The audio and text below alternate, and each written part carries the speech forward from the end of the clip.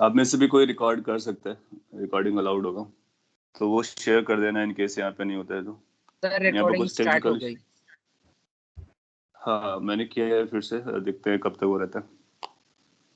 सो safe side के लिए आप में से कोई भी इसको रिकॉर्ड कर सकते हो। चलेगा, मैं इसको कैरी फॉरवर्ड करता हूँ क्वेश्चन को। Q is equal to this passes through a cross section which is given to us. आपसे पूछता है find पहला part current at t equal to 2 second. So अपने को t equal to 2 second पे करंट पता करना है। This is simple. Everybody should try. और एक आंसर आएगा of course.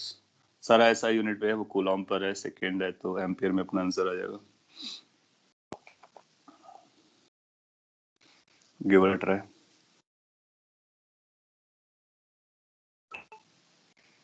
14 ampere. Okay, let's सी।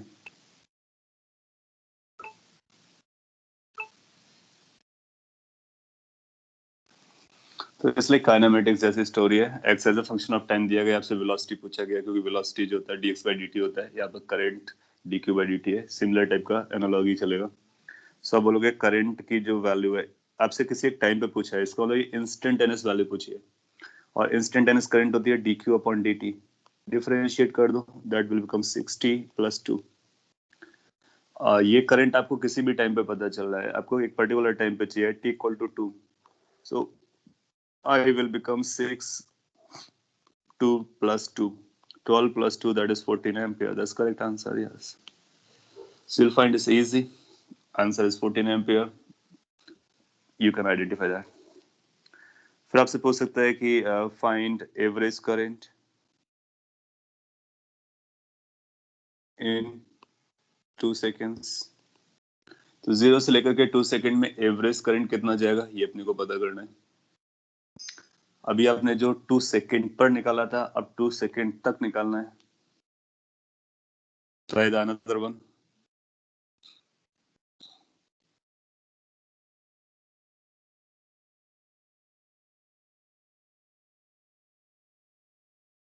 आप बता रहे हो 12 एम्पियर। सो आपको बोलना होगा कि जब हमको एवरेज कैलकुलेट करना होता है ना, तो एवरेज निकालने के लिए हमारे पास कई सारे तरीके हैं। एक तो बेसिक तरीका है कि total charge that flows divide by total time, average value. So 2 second तक कितना चार्ज गया, सो ये चार्ज है, ये बता रहा है this is the charge that flows through a cross section. इसका मतलब 0 टाइम पे 6 फ्लो करता है। तो 2 सेकेंड में कितना चार्ज फ्लो करेगा, तो इसका मतलब ऐसा बोल सकते हैं कि change in charge divide by change in this. इसका मतलब Q फाइनल मतलब Q initial divide by delta T. Q final का मतलब हुआ Q at t equal to 2 second minus Q at t equal to 0 second divide by t 2 - 0, isn't it? When you do this, तो अब अपने को Q पता चल जाएगा 2 सेकेंड वाला, तो 3 × 2 स्क्वायर प्लस 2 × 2 + 6 माइनस 0 वाला plus 6 divide by 2. How much the charge flows through, that we need to find out during that time period, right? So if you stick with the definition, you will do it. So ये बन जाएगा 2 × 2 4, 4 × 3 that's 12 plus 4 divided by 2, 16 by 2, that is 8 ampere. So 8 ampere is going to be the current that is going to flow in 2 seconds. So average कैसे पता करने का, instantaneous कैसे पता करने का, अपने को आता है। जब कभी एवरेज पता करना हो तो किसी भी क्रॉस सेक्शन से टोटल चार्ज कितना फ्लो किया गया उस टाइम इंटरवल पे ये पता करना होता है। तो उस टाइम इंटरवल का मतलब फाइनल में कितना चार्ज जा रहा है वो पता कर लो, इनिशियली कितना जा रहा है वो पता कर लो, दोनों को डिफर कर दो। आपको इसको सॉल्व करने का अपना पास दूसरा भी तरीका रहता है एवरेज निकालने के लिए। अगर आपके पास इंस्टेंटेनियस वैल्यू गिवन हो तो I average can be written as, average is integration I dt divided by integration dt। 0 से 2 सेकेंड तक चाहिए था तो 0 से 2 करो, इसको 0 से 2 करो, कम करेगा। आई इंस्टेंटेनियस कितना होगा, ये आई इंस्टेंटेनियस आपने निकाल लिया था, इसी को इंटीग्रेट कर लो, अब देखोगे कि आपका सेम आंसर आ जाएगा। सो अगर इंस्टेंटेनियस गिवन है तो एवरेज कैलकुलेट कर लेते हैं, चार्ज गिवन है तो दोनों कैलकुलेट कर लेते हैं। सिंपल, बहुत ज्यादा बताने की जरूरत नहीं है इस करंट के बारे में। एम्पियर्स का यूनिट होता है, स्केलर क्वांटिटी होती है, चार्ज पर डिपेंड करती है, चार्ज किसी क्रॉस सेक्शन से कितना फ्लो कर रहा होता है उस बात पर डिपेंड करता है। हाँ, ये चार्ज इलेक्ट्रॉन हो सकता है, प्रोटॉन हो सकता है, कुछ और भी हो सकता है, जो भी चार्ज होगा चलेगा। हालांकि जो चार्ज होते हैं वो इलेक्ट्रॉन प्रोटॉन के कॉम्बिनेशन से ही बनते हैं। एक और क्वेश्चन मैं करा देता हूँ, बेसिक है ये सारा कुछ, 11 आपके 10th स्टैंडर्ड का ही है। सपोज कर लीजिए आपसे कोई कहता है कि आपके पास, लैंग्वेज में लिख देता हूँ, कुछ ऐसा होना चाहिए, late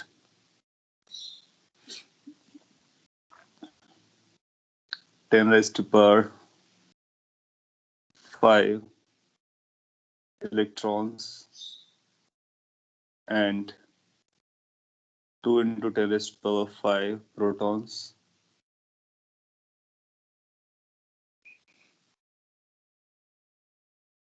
move towards positive x direction.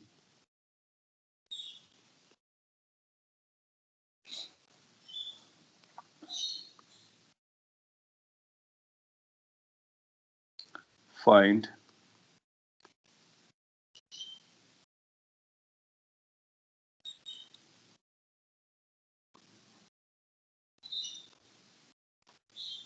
the current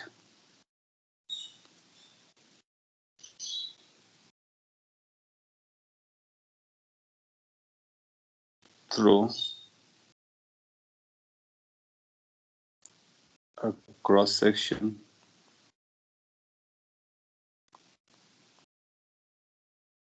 parallel to yz plane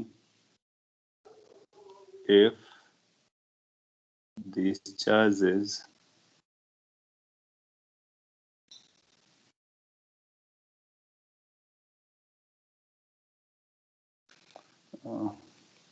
सीधे मैं शॉर्टकट में लिख देता हूँ, आप समझ जाओगे। Parallel to yz plane given that delta t is equal to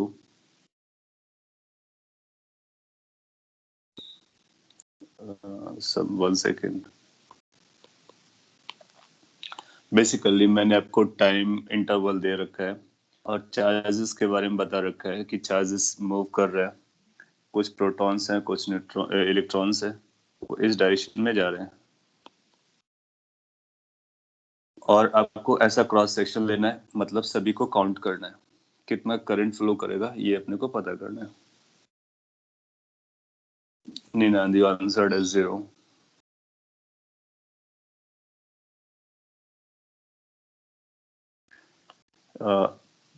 10⁵ electrons हैं, 2 × 10⁵ protons हैं, they are moving in the same direction।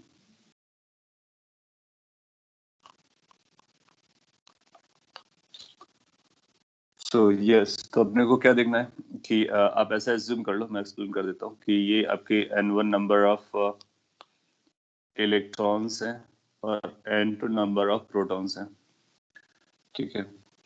और इसका मतलब है इलेक्ट्रॉन की वजह से कितना चार्ज आएगा, Q1 आएगा अपने पास n1 माइनस ई।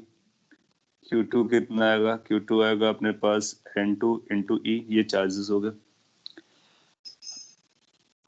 अब आप चार्ज डायरेक्शन के बारे में यहाँ पे आप समझोगे, अगर अपने पास एक इलेक्ट्रॉन है, ये इलेक्ट्रॉन है और ये इलेक्ट्रॉन इधर जा रहा है, so this is the direction of electron flow. So इसकी वजह से जो करंट आएगा, current flows opposite to the direction of negative charge.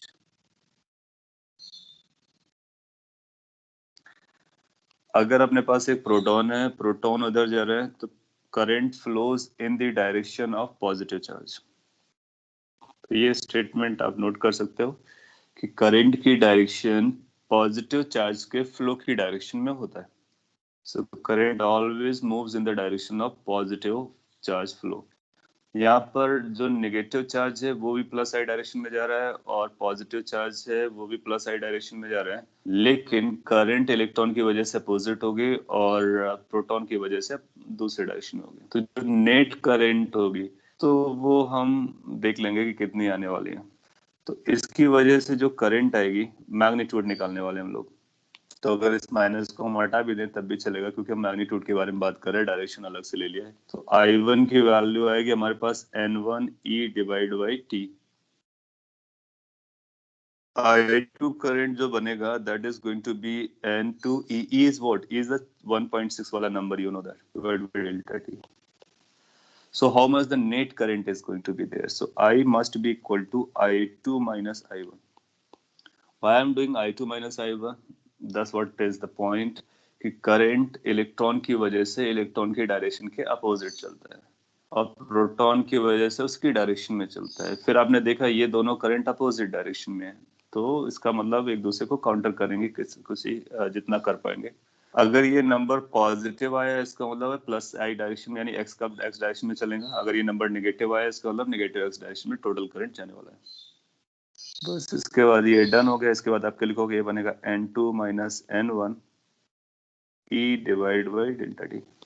अब आपको N1 दिया गया, N2 दिया गया, दोनों को आप रख दोगे, अपना आंसर आ जाएगा। N2 माइनस N1 निकालोगे तो 2 माइनस 1 हो जाएगा इंटू 10⁵ और ये आपको 1.6 इंटू 10⁻⁻, माइनस 19 दिया होगा डिवाइड बाई डेल्टा टी जो कि 1 है। So this will convert into a good number. That's going to be 1.6 into 10⁻⁻14 ampere. बहुत कम करंट जा रहा होगा, बट यस जा रहा होगा। किस डायरेक्शन में जा रहा होगा? प्लस एक्स डायरेक्शन में जा रहा होगा, क्योंकि प्रोटॉन का पॉपुलेशन ज्यादा था तो टोटल चार्ज नट शेल में उधर जा रहा होगा। ओके, अगर मैंने इलेक्ट्रॉन की डायरेक्शन अलग बताई होती तो अपने को करंट की डायरेक्शन अकॉर्डिंगली डिसाइड करना होता है। तो करंट की डायरेक्शन कैसे डिसाइड करते हैं? इलेक्ट्रॉन से और प्रोटॉन से सेपरेटली। फिर करंट्स को आपस में अगर सेम डायरेक्शन में होगा तो ऐड करेंगे, अपोजिट डायरेक्शन में होगा तो सब्ट्रैक्ट करेंगे। आपने कुछ लिखा था as doubt, direction is perpendicular, will it matter? Direction is perpendicular, direction perpendicular नहीं है, they are moving in the X direction. Cross section हमने वाई जेड लिया है, दैट मीन्स हम सभी इलेक्ट्रॉन्स को या प्रोटॉन्स को काउंट करने वाले हैं कि उससे क्रॉस करेंगे। अगर कोई एक्स वाई एक्स डायरेक्शन में जा रहा है इसका मतलब वो वाई जेड प्लेन के परपेंडिकुलर चल रहा है, इसका मतलब उसको क्रॉस कर रहा है। समझ में आया? जो नोट पॉइंट है वो यहाँ पर आ रहा है, लिख सकते हैं इसको अपने लैंग्वेज में। क्या था कि the direction of current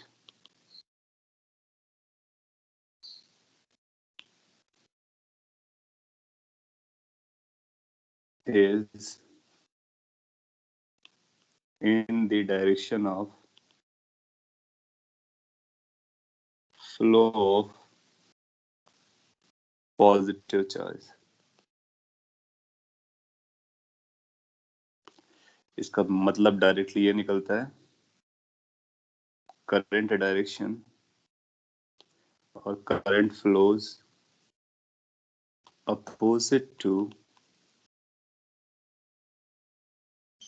direction of flow of electrons. क्योंकि आपको एक बात पता है ना कि इलेक्ट्रॉन ही फ्री में पाए जाते हैं, और अगर इलेक्ट्रॉन्स फ्री में पाए जाते हैं तो जो डायरेक्शन आएगी या जो करंट आएगी वो इलेक्ट्रॉन के फ्लो की वजह से आती है। क्योंकि पॉजिटिव चार्ज जनरली मटेरियल में प्रोटॉन्स तो फिक्स रहते हैं। जब हम लोग मटेरियल की बात करेंगे, अभी तो फ्री चार्ज की बात कर रहे हैं, तो अपने को क्या होगा कि इलेक्ट्रॉन्स पता होंगे इलेक्ट्रॉन्स किधर चल रहे हैं, तो डायरेक्शन ऑफ करंट उसके अपोजिट बनाने का। इसलिए ये स्टेटमेंट जो बाद में लिखा गया ज्यादा इंपॉर्टेंट हो जाता है। और बेसिक स्टेटमेंट क्या है कि जो पॉजिटिव चार्ज होगा जिस डायरेक्शन में जाएगा करंट उसी डायरेक्शन में जाएगी, दैट्स द रूल। सिंपल है, आपको पता होगा, फिर भी मैंने एलेबोरेट किया, समझाया। सो चार्ज से करंट बनता है, चार्ज के फ्लो को पता करना होता है। कौन से चार्ज के फ्लो को? जो क्रॉस सेक्शन से पास कर रहा हो। अगर कोई चार्ज उस क्रॉस सेक्शन से फ्लो नहीं कर रहा है तो उसको हम काउंट नहीं करते हैं, जैसे कि हमने पहले वाले फिगर में दिखाया आपको कि अगर जो चार्ज बाहर से जा रहा होगा उसको हम काउंट नहीं करेंगे, या उसके पैरेलल निकल जा रहा होगा उसको काउंट नहीं करेंगे। It has to passing through the cross section. इतना जानने के बाद हम लोग आगे बढ़ते हैं. ये आपका सारा बेसिक नॉलेज है. करंट के पास हमने डायरेक्शन वाली बात की. डायरेक्शन ऑफ करंट देखो स्ट्रेट फॉरवर्ड लिखा गया है, लेकिन फिर भी ये वेक्टर नहीं है क्योंकि इसकी अपनी कुछ और प्रॉब्लम्स है. और जनरली इस करंट को हमको इलेक्ट्रिसिटी यानी इलेक्ट्रोस्टैटिक से लिंक करना होता है, फील्ड से लिंक करना होता है. सो क्या होता है कि अपने को ये जानना बहुत जरूरी होता है कि इस डायरेक्शन को कैसे यूज किया जाए. ये डायरेक्शन यूज करना हमारे लिए इंपॉर्टेंट रोल प्ले करती है. तो इस डायरेक्शन को यूज करने के लिए हम एक दूसरी क्वांटिटी को डिफाइन करते हैं जिसका नाम होता है current density.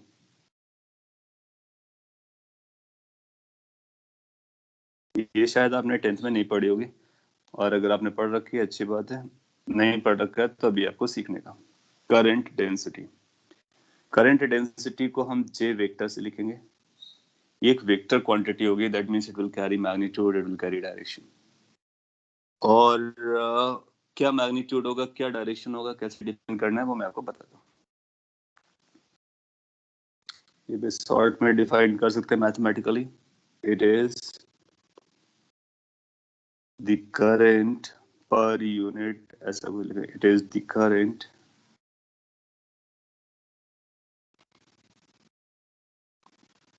Per unit cross sectional area. कि जब हम लोग करंट डिफाइन करते हैं तो क्रॉस सेक्शन को देखते हैं किस क्रॉस सेक्शन से पास हो रहा है. तो हम लोग क्या करेंगे कि एक यूनिट क्रॉस सेक्शन को देखेंगे. एक यूनिट क्रॉस सेक्शन से कितना करंट पास करेगा उसको हम करंट डेंसिटी का नाम दे देंगे. So current density is basically current passing through per unit cross sectional area.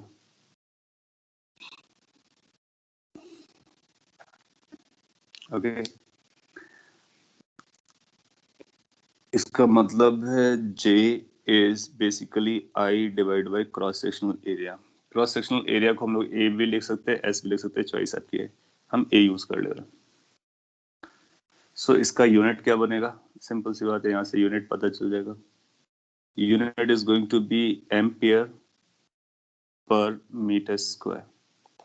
ये A फॉर एम्पियर है, ये A फॉर एरिया है. So should not be confused. हम इसको S भी लिख सकते थे. कई बार नोटबुक में आपको S लिखा दिखाएगा जस्ट टू अवॉइड कि A फॉर एम्पियर और A फॉर एरिया होता है. मैं भी इसको S लिख देता हूँ क्योंकि अगर आपने मिस किया तो फिर आप दोनों को मर्ज मत करना. ये क्रॉस सेक्शनल एरिया. और delta I by delta S लिख दो टू बी प्रिसाइज. ये तो हुआ इसके मैग्नीट्यूड के बारे में. डायरेक्शन, क्योंकि ये वेक्टर क्वांटिटी है, direction of J vector is same as that of current. तो करंट की डायरेक्शन तो अपने को पता है. We have rules for current direction. तो जो करंट की डायरेक्शन आएगी वो हम J को दे देंगे और J को एक वेक्टर क्वांटिटी डिफाइन करेंगे और करंट हमारा स्केलर रह जाएगा. तो J is a current density. This is defined like this. Again ये जो करंट डेंसिटी की डेफिनेशन लिखी गई है, दिस इज एवरेज वैल्यू, क्योंकि चेंज इन करंट और टोटल करंट अपॉन एरिया लिखा गया है. इसकी इंस्टेंटेनियस वैल्यू लिखना होगा तो फिर हम लोग DI अपॉन DS जैसा कुछ लिख सकते हैं. कॉपी कर लीजिए, फिर अब इसको फॉर्मूला बना देते हैं.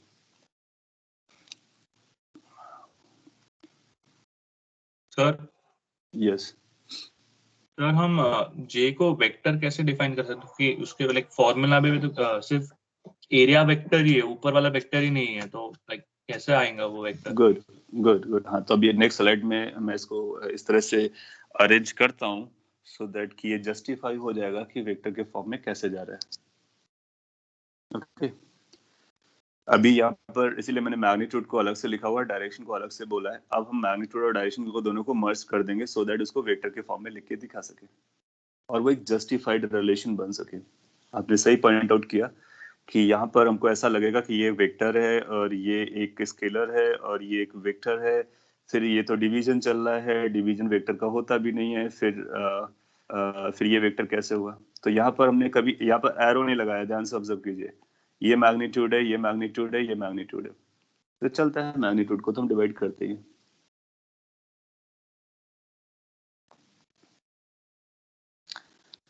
आगे बढ़ते हैं। Sir, can you show the previous slide for a minute? Sure.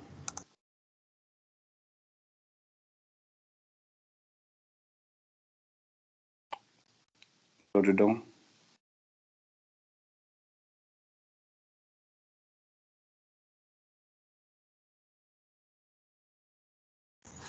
Thank you, sir. Done. चलेगा। तो आगे बढ़ते हैं। अब देखो क्या हो रहा है कि हमने ये देखा, इंस्टेंटेनियसली आप लिखोगे तो जे को हम लिखने वाले हैं J is going to be equal to DI upon DS। ये क्रॉस सेक्शन है ना, इसको हम वेक्टर बना सकते हैं। तो हम इसको इस तरह से लिखेंगे कि जो DI होगा हमारा, बेसिकली करंट डेंसिटी को हम लोग करंट को कैलकुलेट करने के लिए डिफाइन करते हैं। तो ये बनेगा J और DS। नाउ J हमारा एक वेक्टर है, DS भी हमारा एक वेक्टर है, area vector the way we have defined earlier. So ये भी एक वेक्टर है और ये भी एक वेक्टर है, और इन दो वेक्टर्स से अपने को जो पता करना है that is a scalar quantity, और they are undergoing multiplication. Now you will find कि अपने पास एक ऑब्वियस चॉइस है कि अगर दो वेक्टर को मल्टीप्लाई करके स्केलर चाहिए तो कौन से मल्टीप्लिकेशन के साथ जानेगा। तो आपको पता चलेगा कि इसको हम डॉट प्रोडक्ट के साथ जानेगा। सो ये जो फॉर्मूला होता है, बेसिकली ये फॉर्मूला हमारा इंपॉर्टेंट फॉर्मूला बनता है जो सारी चीजें जस्टिफाई करके बनाया जाता है। So current density is a vector quantity, cross-sectional area is a vector quantity, and if you multiply them together in a dot fashion, you will get the current out of it. और अगर आपको कभी total current निकालना है calculation के लिए, इस पर क्वेश्चंस बनते हैं, हमको करंट हमसे पूछेगा बताने के लिए, तो हमको क्या करेंगे, DI कैलकुलेट करेंगे, DI को इंटीग्रेट करेंगे, DI में क्या क्या आएगा वो J हमको बताएगा current density, cross sectional area देगा, आपस में दोनों को डॉट प्रोडक्ट करेंगे, इंटीग्रेट करेंगे और अपना आंसर बता देंगे। कॉपी कर लीजिए। यहाँ से करंट एक स्केलर क्वांटिटी है, ये भी आपको पता चल रहा होगा। साथ ही साथ करंट डेंसिटी वेक्टर क्वांटिटी है, वो भी जस्टिफाइड हो जा रहा होगा। क्रॉस सेक्शन एरिया वेक्टर है, वो भी जस्टिफाइड हो जा रहा होगा। मोर ओवर, अभी जो करंट को मैंने बताया था कि क्रॉस सेक्शन से कैसे लिंक होता है, वो भी जस्टिफाई हो जाएगा।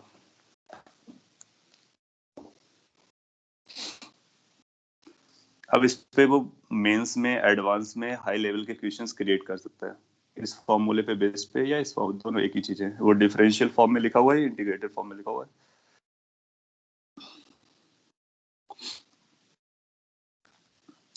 नाउ इसका जब कभी आपको कैलकुलेशन करना पड़े, अगर कोई बड़ा क्वेश्चन देता है, कोई क्रॉस सेक्शन देता है, करंट डेंसिटी देता है, तो आपने जो पहले कैलकुलेशंस कर रखी हैं उनको रिकॉल करना है।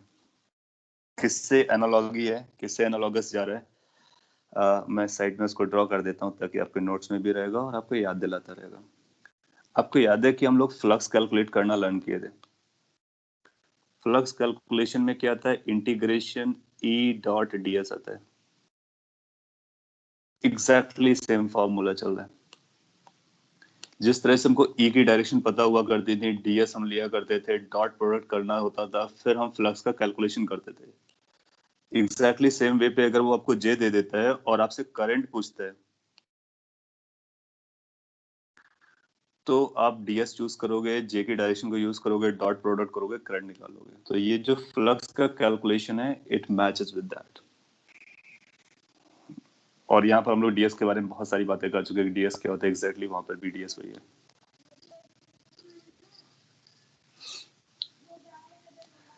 इसका मतलब ये हुआ कि अगर इसको हम और भी एलाबोरेट करना चाहें कि लेट्स से अगर अपने को ये पता है कि करंट इस डायरेक्शन में चल रहा है,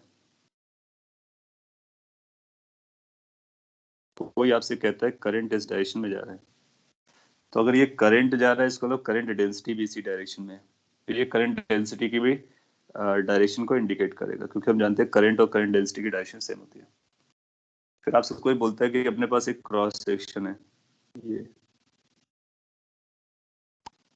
लेट्स सी अगर इसको मैं टिल्ट कर पाऊँ, ये हो गया टिल्ट, अच्छी बात है। सो अगर ये इस तरह से टिल्टेड हो तो ये क्रॉस सेक्शन एरिया होगा। This is the direction of current. अगर करंट आपको इस तरह से दिखाता है या जे इस तरह से दिखाता है तो दोनों का एक ही मतलब हो जाएगा। इसका क्रॉस सेक्शन अगर आप देखोगे तो ये अपना सरफेस एरिया है, क्रॉस सेक्शनल एरिया ये, and where this ds is going to point out, this will be in this direction, ds vector और n vector और area vector। तो अगर आपसे पूछता है इससे कितना करंट जाएगा तो आपको क्या करना होगा, आपको ये पता करना होगा कि ये एंगल कितना है, ये थीटा, और ये आपकी जे की डायरेक्शन है ना। अगर जे आपका यूनिफॉर्म है और यूनिफॉर्म है तो फिर इंटीग्रेशन से हम उसको बाहर निकाल सकते हैं। तो यहाँ पर जो करंट का एक्सप्रेशन आएगा ये काइंड ऑफ एग्जांपल या एलेबोरेशन है। तो इसको आप लिखोगे, ये बनेगा जे डॉट डी एस ना। जे का मतलब हुआ is going to be J cos theta into D S. अब आप इसको इंटीग्रेट कर लोगे, जे यूनिफॉर्म होगा तो थीटा कांस्टेंट रहेगा, तो ये सब बाहर निकल आएगा, फिर टोटल बन के निकल आएगा। इसका मतलब है हम जे के दो कंपोनेंट कर सकते हैं। जे हमारा इधर था, इसके दो कंपोनेंट, एक एरिया के डायरेक्शन में और एक एरिया के पैरेलल। एरिया का डायरेक्शन मतलब एरिया के परपेंडिकुलर बेसिकली। सो ये जो कंपोनेंट है जे कॉस थीटा ये रोल प्ले करता है करंट में, और जे साइन थीटा ये प्ले नहीं करता। इसका मतलब जो करंट पैरेलल चलती है प्लेन के वो काउंट नहीं होती है। कौन सी काउंट होती है, जो इसको क्रॉस करता है, क्रॉस करता है। जैसे फ्लक्स में आपने देखा था, यू रिमेम्बर द फ्लक्स वाला पार्ट, फील्ड की वो डायरेक्शन जो क्रॉस सेक्शन जो एरिया को कट करके जाता था, हम उसको काउंट करते थे। तो जे कॉस थीटा को काउंट करेंगे, जे साइन थीटा को नहीं, क्योंकि ये उसके पैरेलल जा रहा है। तो इस पर भी एडवांस पे अच्छा क्वेश्चन बनता है, और इसका पूरा का पूरा कनेक्शन इस वाले फॉर्मूले से कैलकुलेशन वाइज किया जा सकता है, कॉन्सेप्ट वाइज नहीं, कैलकुलेशन वाइज, क्योंकि सेम फॉर्मूले से एक्सप्लेन किया जा रहा है। तो अगर यहाँ पर जे यूनिफॉर्म रहा होता है इस वाले क्वेश्चन के लिए, तो हमारा आंसर क्या बनता है, जे एरिया कॉस थीटा, अगर जे यूनिफॉर्म था, if J is uniform. Understood. तो करंट डेंसिटी से हम फिर फील्ड को लिंक करना स्टार्ट करेंगे आगे चल करके, और भी डिटेल समझ पाएंगे कि how the current moves. So by now you have learned one more important quantity called current density. It's a vector quantity. It's a vector quantity, मैंने लिखा नहीं लिखा वो आप समझ सकते हो, वेक्टर बना हुआ तो ये वेक्टर क्वांटिटी है। इसकी डायरेक्शन करंट की डायरेक्शन में होती है, इसका मैग्नीट्यूड हम पर करंट पर यूनिट एरिया से निकालते हैं। Appropriate formula is this. Question कैसे आएगा, जे की वैल्यू देगा, आई की वैल्यू पूछ लेगा। मैं आपको एक क्वेश्चन भी दे सकता हूँ और आप उसका आंसर बता देंगे। चलिए मैं क्वेश्चन दे देता हूँ सो दैट कि आपकी प्रैक्टिस भी हो जाए। लेट्स से अगर आपसे कोई ऐसा बोलता है कि अपने को जे पता है, जे की वैल्यू कुछ ऐसी दी गई है, जे नॉट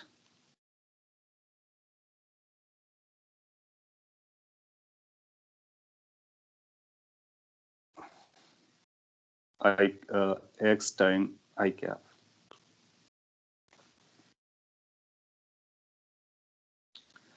और फिगर भी बना देते हैं। लेट्स से ये अपने को एक्स डायरेक्शन इंडिकेट कर रहा है, ये वाई डायरेक्शन इंडिकेट करेगा, ये जेड डायरेक्शन को इंडिकेट करेगा।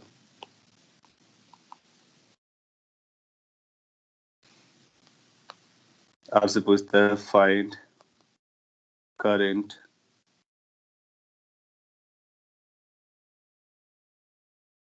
थ्रो, तब ये थ्रो वर्ड यूज किया जाता है क्योंकि उसको क्रॉस कर रहा है। करंट थ्रो, जैसे फ्लक्स थ्रो पूछते थे, फ्लक्स थ्रो।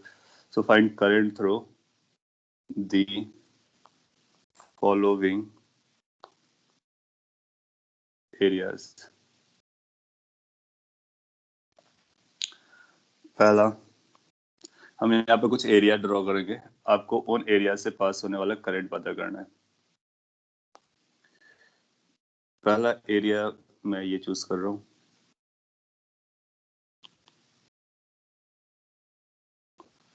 इसकी डायमेंशंस के बारे में बता रहा हूँ। ये ओरिजिन है, ये a,0 है, और this is going to be a,0, a, this is going to be 0,0, a, 3 dimension में।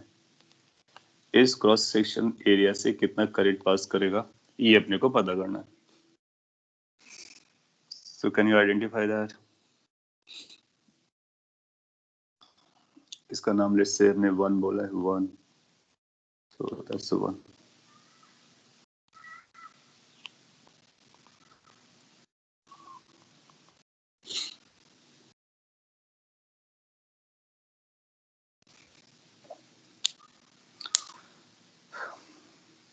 चलिएगा मैं सॉल्व करता हूँ, अगर आपको हार्ड जा रहे हैं वैसे आप बता सकते हो एग्जैक्टली फ्लक्स वाली कैलकुलेशन से.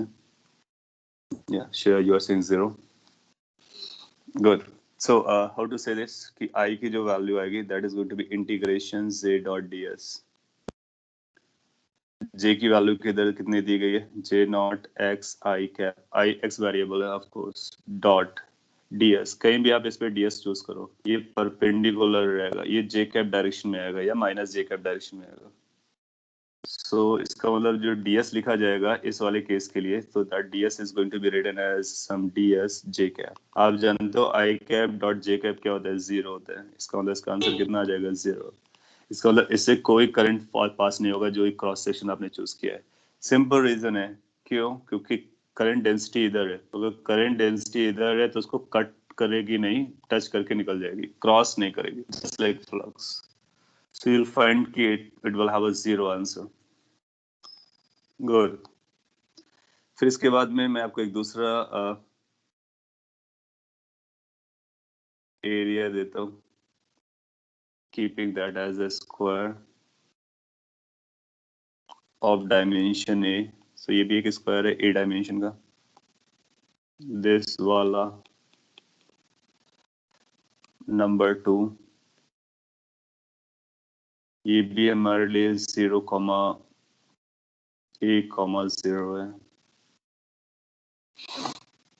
अब आप देखोगे कि j है, इसको कट करके जा रहा है, तो आंसर तो 0 नहीं हो सकता. That means current is passing through this area.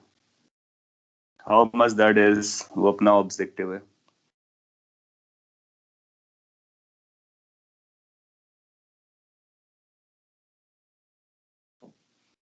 सो आप बोलोगे कि इस पर जब आप ds चूज करोगे ना, तो ds की जो डायरेक्शन आएगी वो i कैप डायरेक्शन में ही आएगी.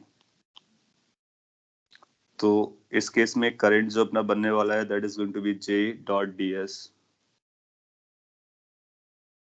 j की वैल्यू आपको पता है, j naught x i cap dot ds को आप लिखोगे ds i cap. i cap dot i cap 1 हो जाता है, तो ये बनेगा j naught x ds. J naught constant है, वो बाहर निकालो, ds का इंटीग्रेशन अगर लिए करना पड़ेगा तो ds का इंटीग्रेशन इस एरिया पे करोगे. लेकिन इस लोकेशन पर x कितना है, x की वैल्यू 0 है, क्योंकि ये जो प्लेन है ना, उस प्लेन पर इंटायर लोकेशन पर कोई भी लोकेशन आप कंसीडर करोगे वहां पे x अपना 0 हो जाएगा. तो x 0 होने की वजह से हमारा आंसर 0 हो गया. इसको मतलब इस क्रॉस सेक्शन से हमारा करंट 0 आएगा, लेकिन वजह क्या है वो आपको पता चल गया. Making sense? अब आप किसी क्रॉस सेक्शन से निकाल सकते हो, अगर आपको ये विजुअलाइजेशन में आ गया कि करंट डेंसिटी की डायरेक्शन हमको नोन हो, एरिया की डायरेक्शन नोन हो, करंट डेंसिटी की वैल्यू नोन हो, तो हमको एक इंटीग्रेशन परफॉर्म करना होता है, just like flux we can handle it. एक लास्ट और just for the sake of your practice, third से निकालना है. थर्ड हम यहाँ पे जो ऑप्ट कर रहे हैं, ये वाई एक्सिस के पैरेलल चलेंगे यहाँ पे, फिर जेड एक्सिस के पैरेलल जाएंगे, फिर वाई एक्सिस के पैरेलल ड्रॉप करेंगे. इसको भी स्क्वायर बना के रखेंगे, तो that's also square. That's the third.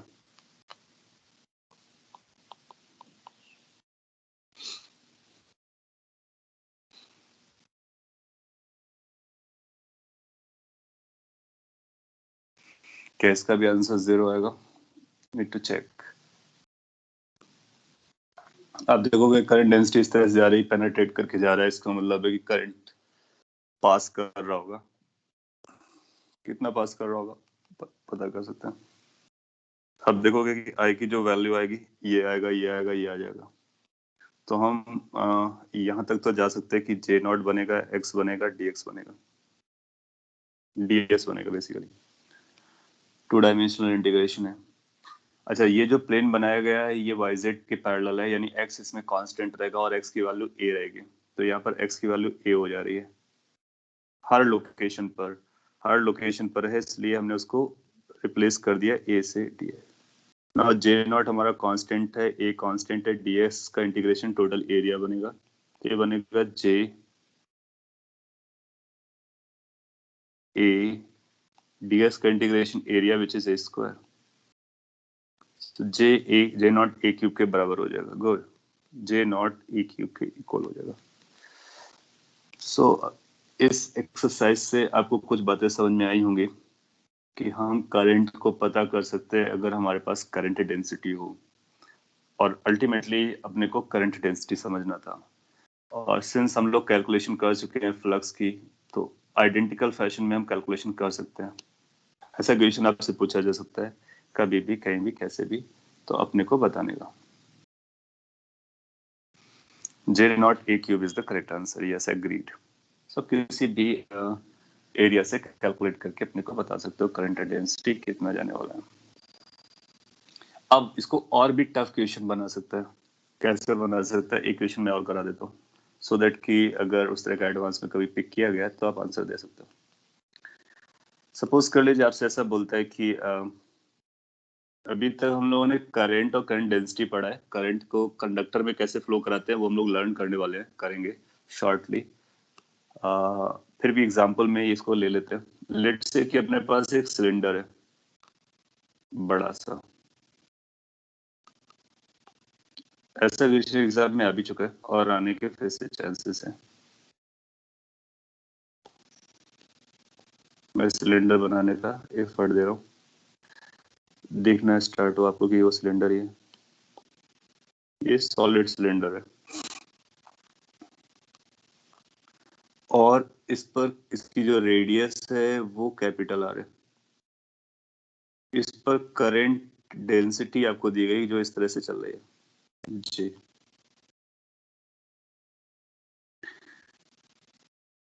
ये इसका एक्सेस है, अपने को ये पता करना है कि इस सिलेंडर से कितना करंट जा रहा है। सो ऐसा क्वेश्चन बोलेगा if J is equal to some K times R, R square कोई फंक्शन दे सकता है, then find current through cylinder. कितना करंट जा रहा होगा उसका एक्सप्रेशन अपने को चाहिए, और J is equal to K R है, where K is a constant of course, R is the distance from the axis. और इसका मतलब इसमें जो करंट डेंसिटी है वो नॉन यूनिफॉर्म है, और इसका मतलब ये है कि पास में करंट कम जा रहा होगा, दूर दूर करंट ज्यादा जा रहा होगा। ज्यादा डिस्टेंस होगी तो ज्यादा करंट डेंसिटी होगी, तो पर यूनिट करंट ज्यादा मिलेगी। ये इसका क्रॉस सेक्शनल एरिया है, इससे जाने वाला टोटल करंट अपने को चाहिए। आप सॉल्व कर सकते हो, मैं भी सॉल्व कर रहा हूँ। अगर आपको सॉल्व नहीं करना है तो आपको ईमानदारी से फॉलो करना है कि क्या करना होता है। इसके क्रॉस सेक्शन को हम ऊपर से अगर देखेंगे तो हमको कुछ ऐसा दिखेगा। मैं अलग से फिगर बना दे रहा हूँ टॉप व्यू लेकर के, और इसी टॉप व्यू में हम एक आर डिस्टेंस पे जाकर के एक डी आर का एलिमेंट लेना चाहते हैं। ये मैं टॉप व्यू बना रहा हूँ सो दैट कि हम अच्छे से उसको दिखा सकें। ये सिलेंडर की टोटल रेडियस है आर, और हम लोग क्या करते हैं स्मॉल आर रेडियस पे जाते हैं और उसके बाद डी आर रेडियस के छोटा सा एलिमेंट लेते हैं, ये स्ट्रिप। इस स्टेप को विजुलाइज करोगे तो यहाँ पे कहीं दिखाई दे रही होगी ऐसा। उस छोटे से एलिमेंट से कितना करंट ऊपर जा रहा होगा ये अपने को निकालना है। तो अगर उस एलिमेंट को हम कैच करने की कोशिश करते हैं तो हमारे पास पता होता है कि जो डी आई की वैल्यू होती है that is D I is defined as J dot D S.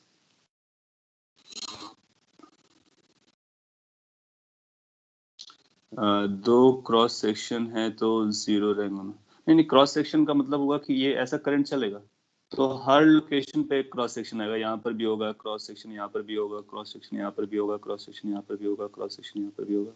तो जब हमको करंट पता करना होता है तो किसी भी एक क्रॉस सेक्शन से पता कर लेते हैं, क्योंकि करंट कंटिन्यूटी में रहता है। तो जितना चार्ज अगर इस एक वाले क्रॉस को पास कर रहा होगा तो उतना ही चार्ज दूसरे को भी पास करेगा, कभी ना कभी स्टेडी स्टेट में वो बराबर रहेगा। तो क्रॉस सेक्शन का मतलब हुआ कि सभी क्रॉस सेक्शन से सेम करंट जाएगा ओवर द टाइम। तो किसी एक से काउंट करने का अपने को, यहाँ पे दो नहीं, इनफाइनेटली मैनी क्रॉस सेक्शंस बन सकते हैं। ओके, ना डी को हम लोग इस तरह से लिखने वाले हैं। अच्छा, ds हमारे ये जो स्ट्रिप वाला एरिया है वो है, जे की डायरेक्शन ऊपर है तो ये जो ds बनेगा यहाँ पर उसकी भी डायरेक्शन ऊपर ही आएगी, और जे की डायरेक्शन भी है तो दो के बीच का एंगल कितना जा रहा है, 0। तो हम लिखेंगे जे ds cos 0। अगर आप ध्यान से समझेंगे तो आपको बिल्कुल समझ में आएगा जिस तरह से हम लोगों ने फ्लक्स कैलकुलेट किया है। फील्ड हमारा अगर फंक्शन ऑफ आर होती थी तो कैसे करते थे, exactly the same way. cos 0 कितना है, 1, तो ये बनेगा जे की वैल्यू कितनी दी है, के आर। ds क्या लिखेंगे, अब ये जो ds है इसका टॉप व्यू से आप देख सकते हो, दिस इज टॉप व्यू। अगर कोई यहाँ से आई रख करके देखता है तो उसको ऐसा दिखेगा, that's top view. So ds को क्या लिखेंगे, ये जो शेडेड एरिया ब्लैक कलर से दिखाया गया तो ये आएगा twice pi R, that's periphery into thickness dr। ये हमारा डी आई बन गया। दैट मीन्स इस छोटे से सैंपल से कितना करंट जा रहा है वो अपने को पता चल गया। अब इसको इंटीग्रेट करना है कैपिटल आर तक, we can do that. So total current is going to be integration of this di, which is going to be integration of kr into 2 pi r dr. Now ये integration single variable में easy है तो ये बन जाएगा twice pi के integration R square dr, and r has to run from 0 to capital R in order to count entire current। पूरा cross section cover करना है तो आप ये कर सकते हो। So current will become equal to r square का इंटीग्रेशन, मीन टू से r क्यूब बाई 3 आएगा, लिमिट रखोगे तो आपको पता चल जाएगा। तो ये बनेगा ट्वाइस पाई के r क्यूब बाई 3।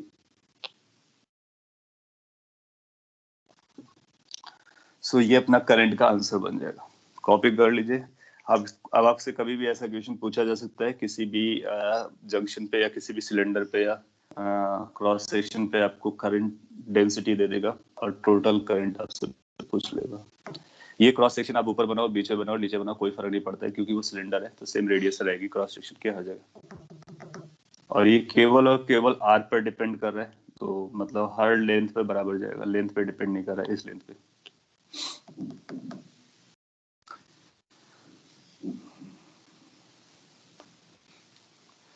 अब क्या कर सकते हैं, एडवांस में अगर और भी टफ करना चाहेगा तो इस सिलेंडर को बहुत सारे कॉन्सेंट्रिक सिलेंडर बना सकते हैं, और वो बोलेगा यहाँ पर J1 है, यहाँ पर J2 है, तो बताइए टोटल कितना करंट जा रहा है। What we are going to do कि जितना J1 होगा उतना हम अलग से कैलकुलेट करेंगे, जो J2 का करंट होगा उसको अलग से कैलकुलेट करेंगे, ये भी, और दोनों आपस में ऐड कर देंगे, पता चल जाएगा टोटल करंट कितना जा रहा है। अगर यूनिफॉर्म रहा होगा तो इंटीग्रेट करने के लिए हमारे पास आसानी रहेगी, डायरेक्टली हम एरिया से मल्टीप्लाई कर देंगे। नॉन यूनिफॉर्म रहा होगा तो डिफरेंशियल एलिमेंट लेकर के इंटीग्रेट कर लेंगे। तो अगर आपको डिफरेंशियल लेकर के इंटीग्रेशन समझ में आता है, then you can handle uniform, non uniform, any of them. Fine. So अभी तक का जितना आज के लेक्चर में हम लोगों ने पढ़ा है वो करंट डेंसिटी के बारे में। एक बार अगर मैं आपको रिवाइज करा दूं ताकि आगे की स्टोरी आपको समझना आसान हो जाए। करंट इलेक्ट्रिसिटी में करंट कैसा होता है ये आप 10th से जानते थे। थोड़ी सी आपको प्रैक्टिस बताई एवरेज इंस्टेंटेनियस के बारे में। चार्जेस दिए होंगे तब भी हम करंट निकाल सकते हैं, और उस करंट की डायरेक्शन कैसे निकालते हैं। करंट डेंसिटी एक नई क्वांटिटी आई हुई है उसके बारे में समझा। फिर करंट डेंसिटी, करंट और क्रॉस सेक्शन एरिया कैसे लिंक होते हैं वो बताया गया। सपोर्ट के लिए हमारे पास फ्लक्स जैसा एक्सप्रेशन है,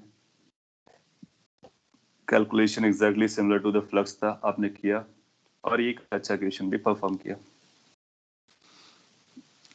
इतना समझने के बाद अब हम लोग आगे बढ़ सकते हैं और ये समझ सकते हैं कि जो करेंट्स है वो कंडक्टर में कैसे फ्लो करता है। आप देखते हो कि जैसे आप जिस रूम पर बैठे हुए हो वहां पर लाइट जल रहा है, तो बल्ब या ट्यूबलाइट व्हाटएवर इट इज, उसके लिए करंट किसी ना किसी वायर के थ्रू आ रहा होगा। वायरलेस करंट अभी अपने पास है नहीं, तो वायर के थ्रू आता है। और वायर मटेरियल का होता है ऑफ कोर्स, कोई भी चीज, और मटेरियल में भी वो मेटल का बना होता है, मेटल कंडक्टर्स होते हैं। इसका मतलब जो करंट आती है वो कंडक्टर के थ्रू आती है। तो और हम लोग करंट चैप्टर भी पढ़ रहे हैं, तो हम लोग ये समझेंगे कि कंडक्टर्स में करंट कैसे फ्लो करता है। ये हम लोग जानते हैं कि कंडक्टर्स में फ्री इलेक्ट्रॉन्स होते हैं, और फ्री इलेक्ट्रॉन्स मूव कर सकते हैं, इसलिए कंडक्टर में करंट चलता है।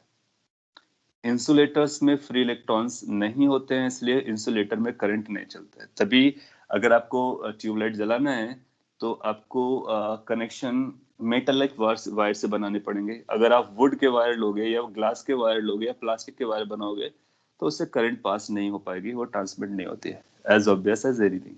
तो पॉइंट इज कि कंडक्टर में हम लोग करंट के बारे में बात करने वाले हैं। आप डिटेल में समझोगे कि कंडक्टर में करंट कैसे चलता है। हम स्विच को ऑन करते हैं, स्विच हमारा कहीं और होता है, लाइट हमारी बल्ब या ट्यूबलाइट कहीं और होती है, और वो इमिडिएटली ग्लो करने लगती है, हमारा काम हो जाता है। So how does this work? या फिर पावर प्रोडक्शन कहीं और हो रहा होता है, इलेक्ट्रिसिटी वहां से हमारे घर तक डिलीवर होती है, and how those electrons are behaving, उसके इनसाइड में क्या स्टोरी है वो समझना है। थ्योरेटिकली चीजें इनसाइड में समझ जाओगे तो फ्यूचर में आपको काम आएगा। फॉर्मूला तो आपको समझना ही है, याद भी रखना है। तो हम लोग हेडिंग कुछ ऐसा लिख सकते हैं, करंट थ्रू अ कंडक्टर।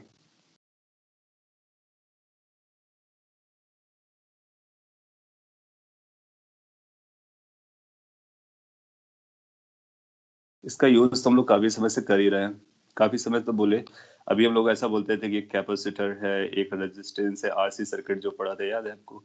तो ये करंट ऐसा आई दिखाते थे, तो ये करंट क्या था? Basically current in a wire, that is current in a conductor. Now we are just going inside, और आप इनसाइड इनसाइड चेक करना चाहते हो कि इसके इनसाइड में चलता क्या है, how how this currents are moving, why they are moving, why they are moving. उसके लिए बैटरी समझेंगे, और how they are moving, so उसके लिए समझते हैं कि कंडक्टर क्या करता है और क्यों करता है ऐसा। नाउ लेट्स से एक कंडक्टर समझते हैं बहुत बेसिक तरीके से। हम लोगों ने एक कंडक्टर लिया, कंडक्टिंग वायर, जो भी वायर सप्लाई कर रहा है इलेक्ट्रिसिटी, उसका एक छोटा सा सैंपल लिया। उसका डायमीटर जनरली छोटा ही रहता है, तो फिर भी कुछ तो डायमीटर होगा, उस डायमीटर को हम यहाँ पे बनाते हैं दिखाने के लिए कि ये वायर हमारा ऐसा है। जनरली जो हम लोग वायर यूज करते हैं वो सर्कुलर क्रॉस सेक्शन के होते हैं, राउंड वाले वायर होते हैं। आप क्रॉस सेक्शन को स्क्वायर में भी बना सकते हो, रेक्टेंगल में बना सकते हो, कुछ भी बना सकते हो। तो ये जो क्रॉस सेक्शनल एरिया है ये सर्कुलर रहता है, इसलिए वो सिलेंड्रिकल वायर होते हैं हमारे पास। अच्छा, अगर हम लोगों ने लेट से एल लेंथ का वायर लिया और इसके क्रॉस सेक्शन एरिया को ए समझा, ये क्रॉस सेक्शन एरिया कहीं भी आप ड्रॉ कर सकते हो, हर जगह वही रहेगा, यूनिफॉर्म क्रॉस सेक्शन, इसको बोलोगे यूनिफॉर्म क्रॉस सेक्शन है। अभी आगे चल करके नॉन यूनिफॉर्म का केस भी देगा तब भी चलेगा। सो इसका अगर कोई छोटा सा सैंपल देखो, इस वाले सैंपल को, इतना सा सैंपल हम पकड़ते हैं और इसको इनलार्ज करते हैं, बड़ा करते हैं, मैग्नीफाई करते हैं। हालांकि अपने पास टेलीस्कोप माइक्रोस्कोप इस समय नहीं है, तो हम लोग इमेजिनेशन में मैग्नीफाई करके देखते हैं उसको। सो इसका मैग्नीफाइड वर्जन मैं यहाँ पे ड्रॉ करता हूँ, इसी स्क्वायर का ये मैग्नीफाइड वर्जन है मटेरियल के इनसाइड में। If you go inside the material you will find कि सिंस ये कंडक्टर है, कंडक्टर मेटल का है, इसका मतलब इसके पास फ्री इलेक्ट्रॉन्स होने वाले हैं। इलेक्ट्रॉन्स तो इसके पास होंगे भी, दो तरह से होंगे, कुछ बाउंड होंगे, कुछ फ्री होंगे। फ्री इलेक्ट्रॉन्स अच्छे खासे होते हैं, बहुत ज्यादा पॉपुलेशन होती है तो फ्री इलेक्ट्रॉन्स पाए जाते हैं। मटेरियल के इनसाइड में क्या होगा?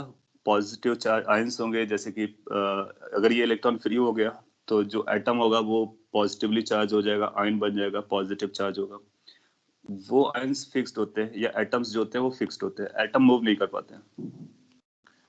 और उन एटम्स के बीच में कुछ स्पेसिंग होती है, बिटवीन एटम्स के बीच में। आप केमिस्ट्री में भी पढ़ोगे कि कई तरह के ये क्रिस्टल स्ट्रक्चर्स होते हैं, एटॉमिक स्ट्रक्चर्स होते हैं, उनको देखोगे। तो पॉइंट इज कि जो पॉजिटिव चार्ज होता है वो रिजिड मटेरियल बनाता है, उसको हम लोग लैटिस बोलते हैं। तो कुछ टर्म्स होते हैं लैटिस। लैटिस उस पोर्शन को बोलेंगे जो रिजिड मटेरियल है, जहां पर इलेक्ट्रॉन फ्री है लेकिन वहां जा नहीं सकता है क्योंकि वो स्पेस ऑलरेडी ऑक्युपाइड है. So this is occupied space by material. लेकिन कुछ voids भी होंगे, फ्री स्पेसेस होंगे कुछ रैंडमली लोकेटेड. तो ये जो इलेक्ट्रॉन्स हैं वो मूव कर सकते हैं फ्री स्पेसेस जहां भी अवेलेबल है, बट कोई ऐसा प्रॉपर चैनल अवेलेबल नहीं होगा जहां पर इलेक्ट्रॉन ट्रैवल कर सके. क्या होगा, वो रैंडमाइज्ड होंगे स्पेसेस. मोरओवर ये जो कंडक्टर है वो किसी टेम्परेचर पर होता है, और ये जो इलेक्ट्रॉन्स हैं ये फ्री हैं और रेस्ट पे नहीं है, they are dynamic, so they are moving. अगर किसी एक रिप्रेजेंटेटिव इलेक्ट्रॉन को अगर आप पकड़ते हो, किसी एक इलेक्ट्रॉन को पकड़ते हो रिप्रेजेंटेशन के लिए, समझने के लिए, तो ये क्या करेगा, इसके पास वेलोसिटी होगी लेट्स से इस डायरेक्शन में, और वाइड होगा, स्पेस होगा तो उस डायरेक्शन में जाएगा.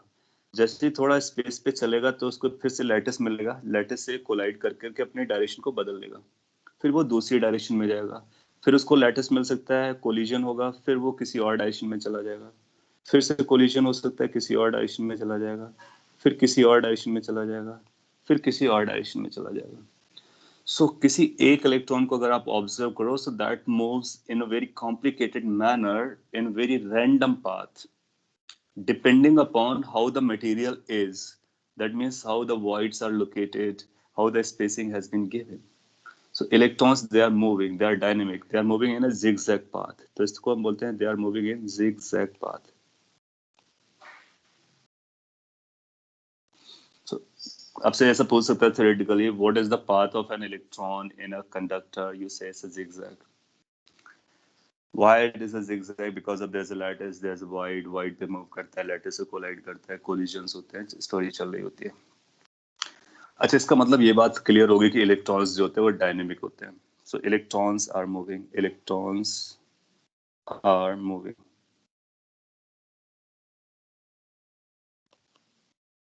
इन zigzag path. अभी आपने इस कंडक्टर सैंपल पे कोई बैटरी नहीं लगाई थी और आपने ऑब्जर्व किया कि इलेक्ट्रॉन्स मूव कर रहे हैं, तो आपसे नेचुरली कोई क्वेश्चन पूछ लेता है, 10th में ही पूछा होगा कि सिंस इलेक्ट्रॉन्स आर मूविंग, जब कभी इलेक्ट्रॉन्स मूव करते हैं तो वो तो करंट बन गया, क्योंकि moving charge is the current. तो अगर हम कोई वायर सैंपल ले लेते हैं तो इस पे करंट रन करना चाहिए, तो फिर हमको बैटरी की क्या जरूरत है? अगर किसी कंडक्टिंग सैंपल पे, मटेरियल पे, मेटल पर अगर इलेक्ट्रॉन्स मूव कर रहा है तो अपना पर्पस तो हो गया करंट को डिलीवर करने का. So that means there should be some current moving. So why we require the battery at all? Why we are not purchasing the metals and connecting to the our TVs or LEDs or rods so that कि वो work करना start करें? So फिर आप बोलोगे कि उसके पीछे रीजन है. क्या रीजन है समझते हैं. हमने ये पता किया कि यहाँ पर इलेक्ट्रॉन्स मूव कर रहे हैं, और ये इलेक्ट्रॉन्स किधर मूव कर रहे हैं ये अपने को नहीं पता. Electrons are moving in very random direction, very random direction, zigzag path पर.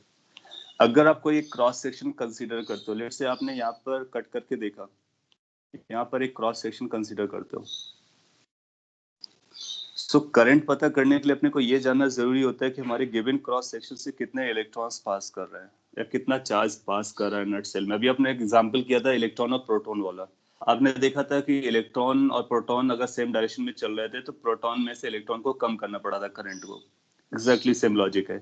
तो यहाँ से इलेक्ट्रॉन होगा, कोई ना कोई इलेक्ट्रॉन इधर जा रहा होगा और इधर से आने वाला इलेक्ट्रॉन इधर जा रहा होगा. So if you consider any cross section area, तो कुछ इलेक्ट्रॉन्स लेफ्ट से राइट जा रहे होंगे, कुछ राइट टू लेफ्ट जा रहे होंगे ऑफ कोर्स. मोर ओवर जो नंबर ऑफ फ्री इलेक्ट्रॉन्स होते हैं कंडक्टर में बहुत ज्यादा होते हैं.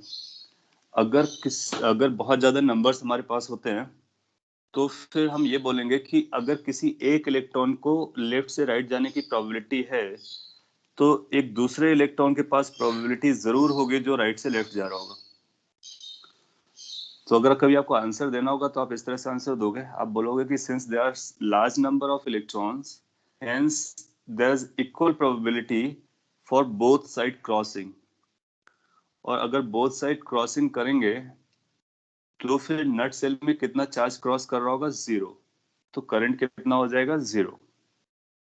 तो मैं यहाँ पे लिख देता हूँ शॉर्ट में as number of free electrons are very large in a conductor, hence if so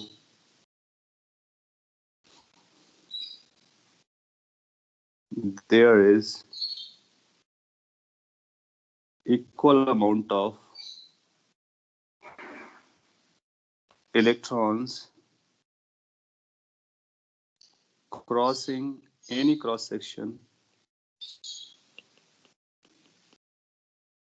from both sides.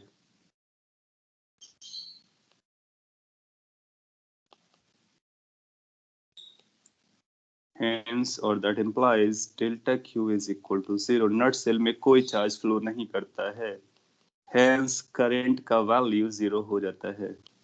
आप ऐसे क्लेम करोगे in case in future anybody ask you. And आप ऐसा बोल सकते हो कि इलेक्ट्रॉन बाइस नहीं होते, इलेक्ट्रॉन रैंडमली मूव करते हैं. If anything is moving random and the number of moving electrons are too large, hence all directions are equally likely, hence from any cross section no nut cell charge is passing, hence no current is passing. तो अभी तक हमने क्या समझा कि किसी भी conductor में फ्री इलेक्ट्रॉन्स होते हैं, यस. मूव करते हैं, यस. जिगजैग पाथ में मूव करते हैं, यस. करंट बनाते हैं, no. So moving electrons form no current in a conductor by themselves because they are unbiased. इस पर थ्योरेटिकल क्वेश्चंस आ सकते हैं, न्यूमेरिकल तो बनेगा नहीं. न्यूमेरिकल के लिए आगे फॉर्मूला आएगा, वो बनेगा. सो थ्योरेटिकली ये पूछेगा किस तरह का पाथ होता है, करंट क्यों नहीं बनाता है, और एक साइड से अगर इतने अमाउंट ऑफ इलेक्ट्रॉन्स पास हो रहे हैं तो दूसरे साइड से कितने पास हो रहे होंगे. तो आप बोलोगे इक्वल पॉपुलेशन में आएंगे because of large number of electrons. Copy कर लीजिए. फिर हम लोग आगे बढ़ते हैं. अब इलेक्ट्रॉन को अगर हमको किसी एक डायरेक्शन में चलाना है, दैट मीन्स इस कंडक्टर में करंट चलाना है, तो हमको क्या करना चाहिए. हमको इन इलेक्ट्रॉन को बायस करना चाहिए. बायस करने का मतलब इनको एक डायरेक्शन को मूव करने के लिए फोर्स करना पड़ेगा. अब वो फोर्स हम लोग बाहर से नहीं लगा सकते क्योंकि मटेरियल के अंदर इलेक्ट्रॉन्स है, बाहर से फोर्स लगाना पॉसिबल नहीं है. पुश नहीं कर सकते हो, पुल नहीं कर सकते हो. फिर आपके पास और क्या ऑप्शंस हैं. आप सारे ऑप्शन ट्राई करोगे तो फिर आपको पता चलेगा कि ये चार्ज है, चार्ज पर अगर फोर्स लगाना है तो फील्ड लगाने की जरूरत पड़ती है, इलेक्ट्रिक फील्ड, जो कि इलेक्ट्रोस्टैटिक में आपने लर्न की है. सो आप इलेक्ट्रोस्टैटिक फील्ड को लगाओगे जिससे इन इलेक्ट्रॉन्स पे फोर्स लगना स्टार्ट हो जाएगा. तो जो इनका इक्वल लाइकली नेचर था वो बायस हो जाएगा. फिर वो एक डायरेक्शन में ड्रिफ्ट करना स्टार्ट कर देंगे. अगर वो एक डायरेक्शन में ड्रिफ्ट करना स्टार्ट करते हैं, देन यू विल फाइंड कि किसी भी क्रॉस सेक्शन से टोटल चार्ज जीरो नहीं पास करेगा, कोई ना कोई अमाउंट का पास करेगा. टाइम आपके पास रहा होगा तो करंट बन जाएगा. तो इसका मतलब करंट बनाने के लिए आपको इलेक्ट्रिक फील्ड की जरूरत पड़ती है. ओके मैंने काफी कुछ बोला है, सारे पॉइंट्स इंपॉर्टेंट है. और एक बार इसको आप ऐसे भी या मॉड्यूल के नोट से कहीं से भी एक बार जरूर पढ़ लेना, तो और भी कुछ पॉइंट्स, इन्हीं पॉइंट्स का एलैबोरेशन मिल जाएगा. अब हम लोग फार्मूले की तरफ चलते हैं कि कैसे फार्मूला डिजाइन करना है जिसको हम लोग यूज करेंगे फ्यूचर में. सेम फिगर को मैं फिर से बना देता हूँ. उसी सैंपल को आपने ले रखा है, कंडक्टर को, और अब हम देखना चाहते हैं कि हम किस तरह से बायसिंग कर सकते हैं और इलेक्ट्रॉन को मूव करा सकते हैं, करंट को क्रिएट करा सकते हैं.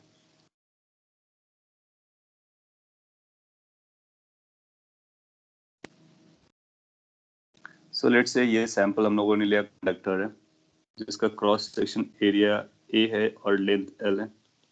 दोनों मैंने डिनोट कर दिए. और हम करंट को चाहते हैं, करंट को क्रिएट करना चाहते हैं. ये बीच का सैंपल है.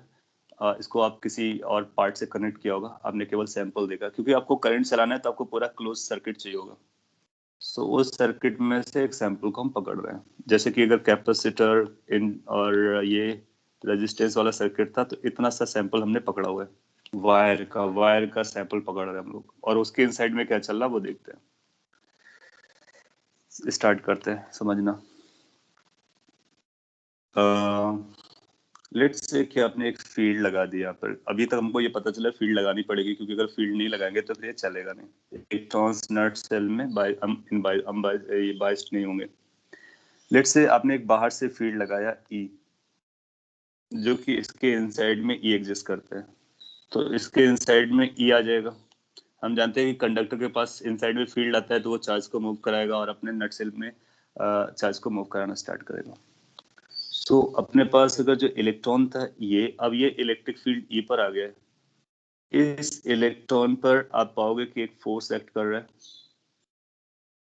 और वो फोर्स, सिंस ये इलेक्ट्रॉन है तो फोर्स की डायरेक्शन इलेक्ट्रिक फील्ड के डायरेक्शन के अपोजिट लगने वाला है। क्यों? बिकॉज यू नो फोर्स की जो वैल्यू होती है वो चार्ज इंटू ई होती है, और चार्ज हमारा इलेक्ट्रॉन है, तो ये बनेगा minus E into E. This minus symbol will change the direction.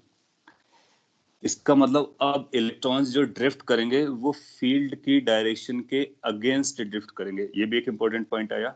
आपसे पूछ सकता है इलेक्ट्रॉन किस डायरेक्शन में जाएगा, तो जिस डायरेक्शन में आपने इलेक्ट्रिक फील्ड लगाया उसके अपोजिट डायरेक्शन में जाएगा।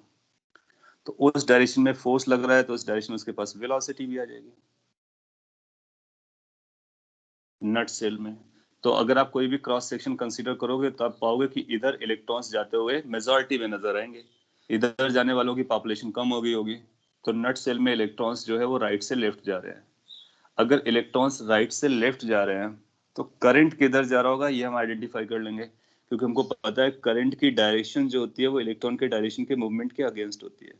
तो करंट की डायरेक्शन अपने को पता चल गया, current is going to be in the direction of field. ये भी एक छोटा सा इंपॉर्टेंट पॉइंट आया।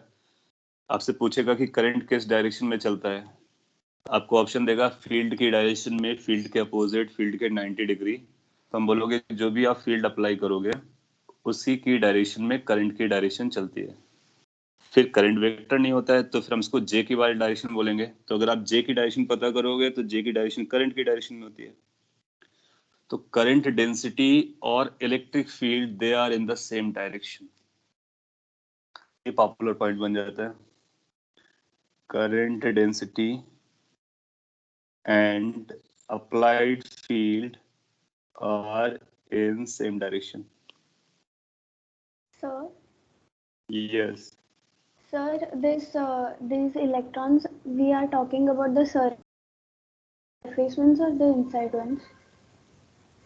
Pardon, Because कैसे बोल रहे हैं आपका? सर कंडक्टर्स में तो सिर्फ सरफेस पे ही ये होगा ना, तो फिर हम अंदर कैसे फील्ड दिखा रहे हैं? अच्छा, देखो क्या होता है ना कि मैं समझा आपकी बात। आपको एक पॉइंट रिकॉल हुआ होगा जो कि आपके दिमाग में आना चाहिए कि कंडक्टर के इनसाइड में इलेक्ट्रिक फील्ड कितना होता है? 0 होता है, राइट। तो इनसाइड में फील्ड कैसे आ जाएगा, ये वाली बात हो रही है ना। देखो अगर अपने पास एक कंडक्टर है ना, तो ये कंडक्टर क्या करता है, अपने चार्जेस को इस तरह से अरेंज करता है कि इनसाइड की फील्ड 0 हो जाए। अगर आपने कोई चार्ज बाहर रखा या कोई फील्ड बाहर लगाई, यहाँ पर हम क्या कर रहे हैं, हम लोग डिलिबरेटली एक फील्ड को इनसाइड में क्रिएट करें। ये फील्ड आउटसाइड ही नहीं है, ये फील्ड इनसाइड है, बाहर से आपने अप्लाई किया है। तो जब आप बाहर से फील्ड को अप्लाई करते हो तो कंडक्टर रिएक्ट करता है और वो चाहता है कि हमारे अंदर की फील्ड को 0 करने के लिए, और उस प्रोसेस में वो चार्जेस को मूव कराता है। जैसे कि जो कंडक्टर की प्रॉपर्टीज हम लोगों ने लर्न की थी, इसमें इस कंडक्टर को हम लोगों ने किसी पावर सोर्स से नहीं जोड़ा हुआ था, तो इसको जबरदस्ती फोर्स नहीं किया जा रहा था। इसको आपने क्या किया था कि कोई एक फील्ड लगा दिया, तो जैसे आपने एक फील्ड बाहर से लगाया, ये एक्सटर्नल फील्ड है जस्ट लाइक दिस, तो ये क्या करेगा, अपने चार्जेस को मूव कराता था। और यहाँ पर नेगेटिव चार्ज लेकर आएगा, यहाँ पे पॉजिटिव चार्ज लेकर के आएगा, सो दैट कि यहाँ पर एक फील्ड इधर आ जाए। और इनसाइड में फील्ड 0 कैसे होती है वो मैं समझा देता। तो ये आपने जो फील्ड लगाया तो ये फील्ड उसके इनसाइड में जाती है, ठीक है। और फिर क्या करता है, ये चार्ज अपने सेग्रीगेट करता है। चार्ज सेग्रीगेट करके इतना फील्ड क्रिएट कर लेता है अपनी खुद की, कि इस फील्ड को काउंटर कर ले। ये इंड्यूस्ड फील्ड होती है। तो ये टोटल फील्ड हमारे पास कितना बचता है? 0। इसलिए कंडक्टर के इनसाइड का फील्ड कितना रहता है? 0। जो आपने पॉइंट रेज किया बहुत इंपॉर्टेंट पॉइंट है। So conductor creates its own field to counter the field because of the external.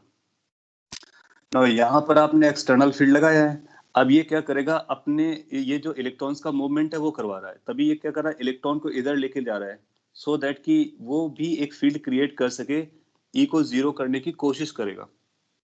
लेकिन ई जो आपने बाहर लगाया था वो अंदर गया, अगर उसको वो नलीफाई कर गया तो 0 हो गया, नहीं कर पाया, इसका मतलब उसको फोर्स किया जा रहा है कि ई इनसाइड पे रहे। तो ये जो ई था, इस ई ने इन इलेक्ट्रॉन को पोलराइज किया, चार्जेस को पोलराइज किया। एग्जैक्टली सेम स्टोरी यहाँ पर है। वो जो फील्ड मैंने दिखाई है वो बाहर भी है और अंदर भी है। अब उस अंदर वाली फील्ड से कंडक्टर कंफर्टेबल नहीं है, तो वो क्या कर रहा है कि इस फील्ड को काउंटर करने के लिए इलेक्ट्रॉन को मूव करा रहा है। So the field is inside external field, जो मैं ई लिख रहा हूँ वो एक्सटर्नल फील्ड है, वो इनसाइड भी है आउटसाइड भी है। उसी की वजह से इलेक्ट्रॉन को मूव कराएगा तो करंट बनेगा, करंट बनेगा तो करंट डेंसिटी बनेगी। हम उस ट्रांजिशन वाले पार्ट को स्टडी कर रहे हैं। और अगर इधर कोई इसको ऑप्शन मिलता है तो फिर क्या करेगा, वो काउंटर फील्ड क्रिएट करके इनसाइड की फील्ड को जीरो कर देगा। Understood this part? So the field is not only outside, it's inside as well. So the electrons which are on the surface as well as inside in the bulk सभी move करेंगे। Bulk में inside वाले electrons भी move करेंगे। और electrons अगर surface पर होगा तो सरफेस का मूव करेगा, इनसाइड का होगा तो इनसाइड का मूव करेगा, कहीं का भी होगा कहीं भी मूव करेगा। अभी हम लोगों ने देखा ना, कंडक्टर के इनसाइड में क्या होता है, लैटिस होता है, ठीक है, और वॉइड्स होते हैं। तो इलेक्ट्रॉन्स वॉइड्स के बीच में रहता है, तो इनसाइड में वो जिगजैग पाथ पे चलता है। अगर वो सरफेस पर आ पाया तो सरफेस पर रहेगा, वरना वो इनसाइड पे ट्रैवल करेगा। तो जो फील्ड होगी वो सरफेस और इनसाइड दोनों तरह के इलेक्ट्रॉन्स को मूव कराने में हेल्प करता है। सरफेस पे भी चलेंगे, ऑफ कोर्स इनसाइड भी चलेंगे। नाउ तो अपना कंक्लूजन क्या निकला, करंट डेंसिटी और अप्लाइड फील्ड की डायरेक्शन सेम होती है किसी भी कंडक्टर में। मोरओवर ये जो एक्सटर्नल फील्ड है ये आपका एक्शन है, और करंट डेंसिटी है ये रिएक्शन है। इसका मतलब है करंट डेंसिटी तब क्रिएट हुआ है जब आपने फील्ड लगाया, क्योंकि हम लोगों ने इससे पहले देखा कि जब आपने फील्ड नहीं लगाया था तो करंट कितना आया था, 0। इसका मतलब है किसी भी कंडक्टर में करंट को रन कराने के लिए अपने को एक्सटर्नली फील्ड लगाना बहुत जरूरी है। और अगर करंट फील्ड 0 होगा तो करंट 0 होगा। तो एक यहाँ से एक पॉइंट अपने को समझ में आता है। अगर आपको ये पॉइंट समझ में आता है तो हम लोग एक रिलेशन बनाना चाहेंगे जे और ई के बीच में। यही रिलेशन है जो बहुत इंपॉर्टेंट रोल प्ले करेगा। इसी को हम लोग ओम्स लॉ के नाम से जानेंगे। फिर हम इसको वायर को रेजिस्टेंस से रिप्लेस करना स्टार्ट करेंगे और बैटरी लगा देंगे जो कि फील्ड को अप्लाई करेगा, और फिर V is equal to I R वाला जो ओम्स लॉ है वो क्लियर हो जाएगा।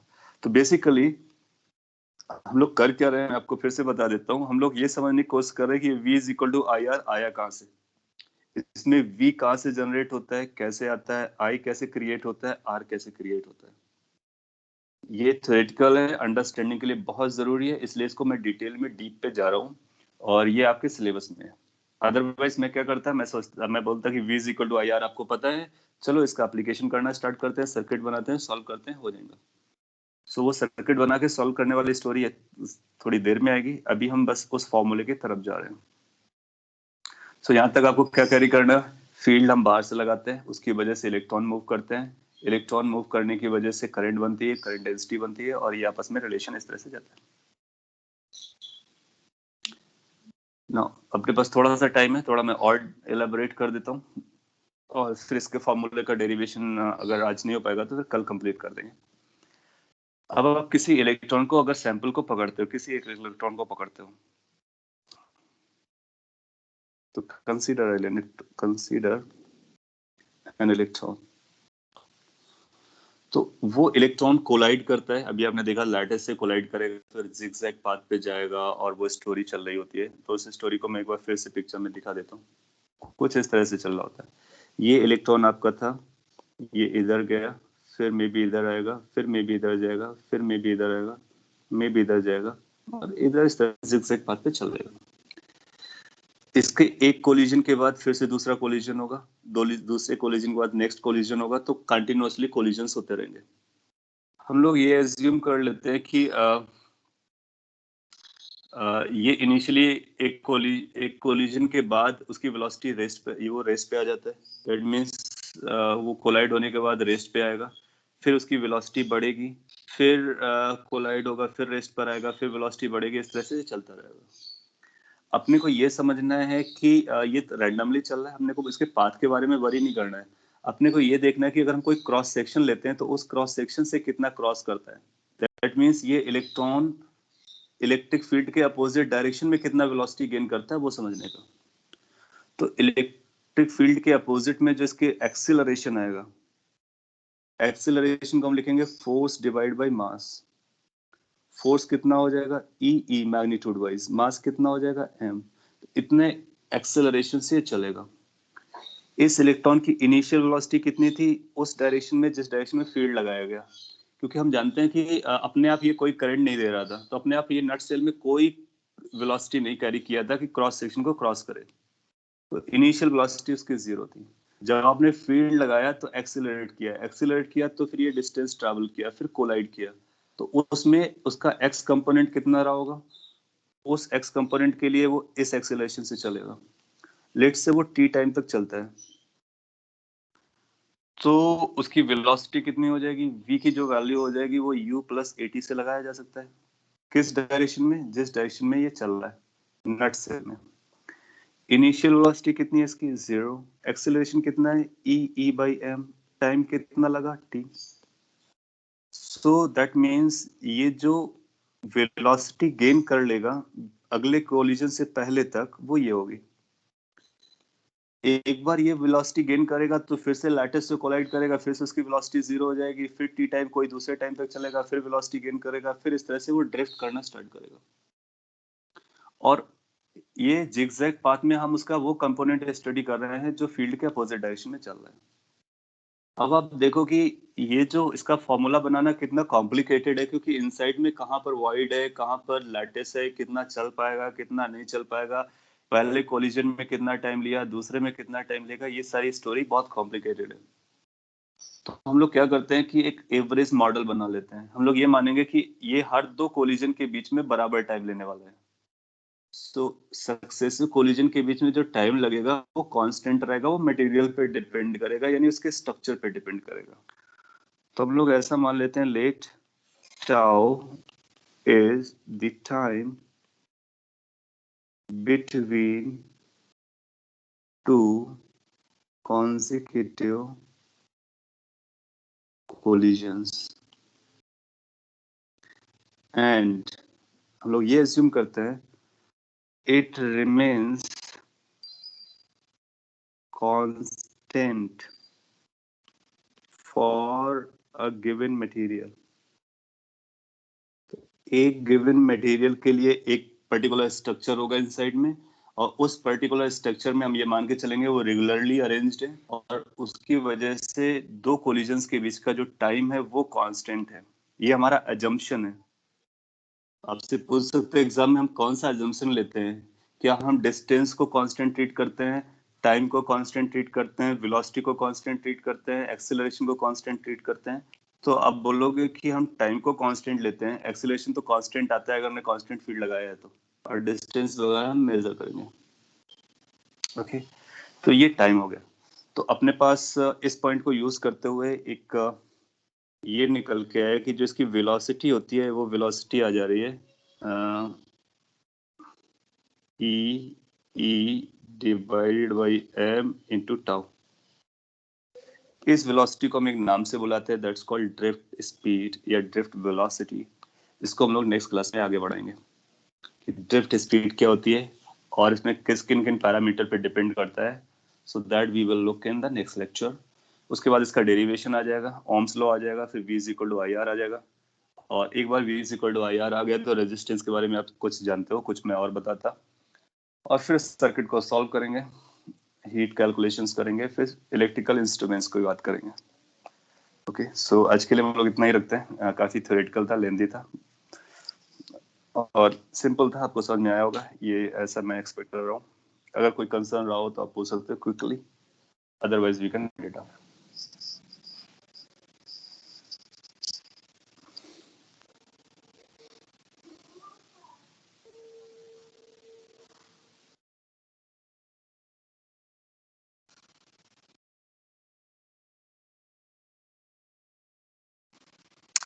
Okay, so thank you everyone. See you in the next lecture then.